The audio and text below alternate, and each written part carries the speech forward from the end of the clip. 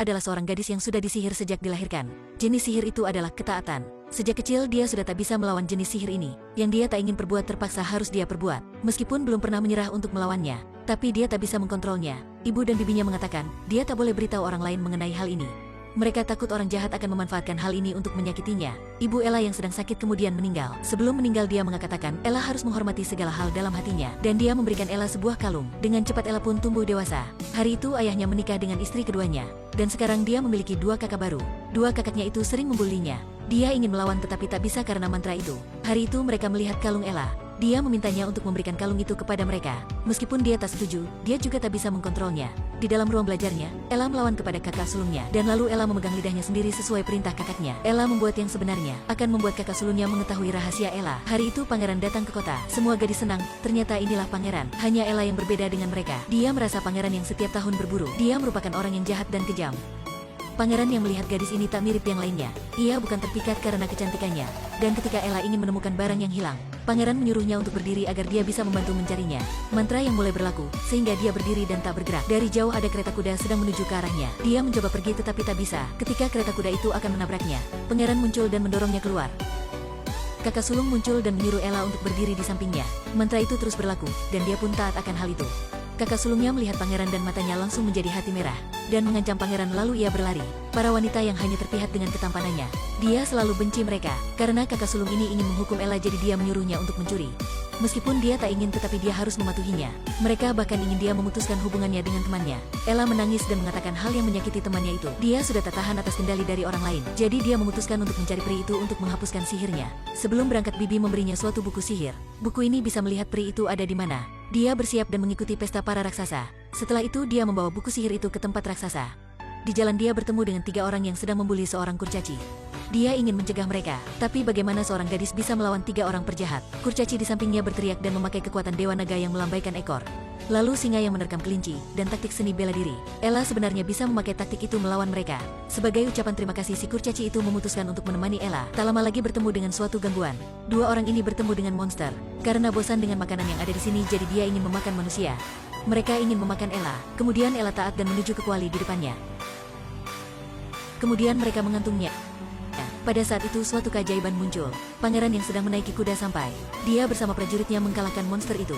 Karena melihat mereka yang tidak berbahaya jadi dia melepaskannya. Pangeran ingin dia sendiri yang mengantar Ella. Di jalan keduanya terus saling memandang. Benih-benih cinta perlahan bertumbuh. Ketika keduanya sampai ternyata peri sudah pergi.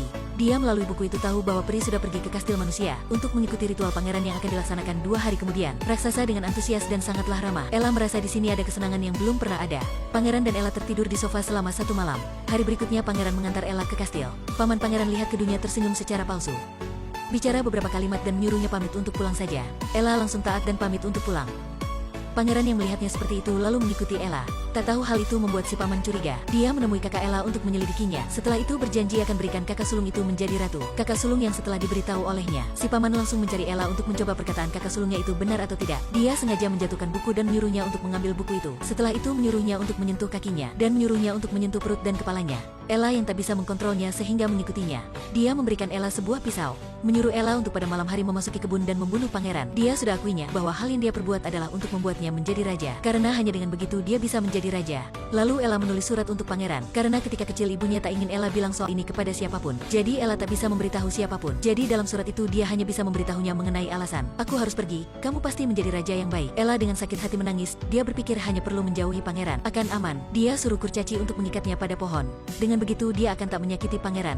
Sampai malam hari dia mulai tak bisa mengkontrol tubuhnya. Dan mendadak di langit muncul suatu cahaya.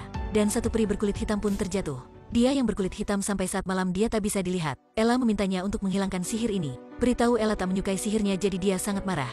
Dia memotong tali yang sedang mengikat Ella. Setelah itu mengganti pakaiannya dengan pakaian cantik untuknya. Ella yang tak bisa melawan kutukannya sehingga hanya bisa pergi ke pesta itu. Pangeran bertanya kenapa dia mengirim surat seperti itu padanya. Tapi karena mantra itu Ella tak bisa bilang apapun. Pangeran itu pun mengajaknya ke kebun rahasia. Dia berlutut dan mengeluarkan cincin untuk melamar Ella. Ella sangat bahagia sampai menangis. Tapi setelah itu bel bergema dan waktunya sudah sampai.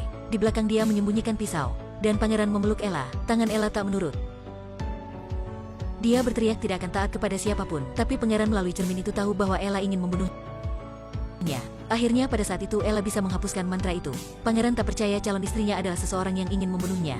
Pamannya yang bersembunyi di sudut pada saat itu sempat untuk masuk. Dia menyuruh prajurit untuk menangkap Ella. Setelah itu dia mengkuncinya. Rencana yang tak berhasil, dia sedang memikirkan cara lain untuk membahayakan pangeran. Di sini lain, Kurcaci melalui buku sihir itu tahu bahwa Ella ditangkap. Dia mencari tim yang membenci paman dari pangeran untuk meminta tolong. Tim Kurcaci itu mencari jalan masuk menuju penjara untuk melepaskan Ella. Ella melalui buku sihir itu, tahu bahwa mahkota sudah diracuni oleh si paman. Hanya dengan memakainya pangeran akan mati. Pangeran dalam kastil itu bersiap memakai mahkotanya.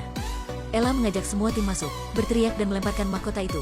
Si paman menyuruh prajurit untuk menangkap Ella. Tim Ella pun bisa dikalahkan oleh prajurit. Raksasa dengan kekuatan yang besar. Pangeran yang melihat Ella dalam bahaya, ia langsung sampai. Meskipun gadis ini ingin membunuhnya, tetapi dia masih menyelamatkannya. Ella menceritakan semua kenyataan kepada pangeran ketika sedang di tengah pertikaian. Dia bilang siapa yang ingin menyakiti pangeran adalah dialah yang akhirnya akan menjadi raja. Waktu itu seekor ular muncul dan ingin menggigit pangeran. Ella menendangnya. Si paman yang memegang mahkota dan mengatakan, "Kamu tak layak dengan mahkota ini. Orang yang sebenarnya layak menjadi raja hanyalah aku." Dia dengan senang memakai mahkota itu. Akhirnya karena kebodohannya, dia meracuni dirinya sendiri. Semuanya saksi juga kebingungan. Dan ketika pangeran ingin mencium calon istrinya, kakak sulung Ella sampai dan menyuruh Ella agar tak mencium pangeran. Tapi waktu itu kutukan itu sudah tak ada lagi. Dia mengambil kembali kalung yang diberikan oleh ibunya. Kakak sulungnya marah dan berlari. Akhirnya Ella menjadi ratu. Dan setelah itu hidup dengan bahagia. Dalam kehidupan kita ada berapa orang yang tak bisa menolak permintaan dari orang lain. Hasilnya hanya akan menyakiti dirinya sendiri. Saya juga merupakan seseorang dengan sifat seperti itu. Jika kalian suka jangan lupa follow ya. Terima kasih.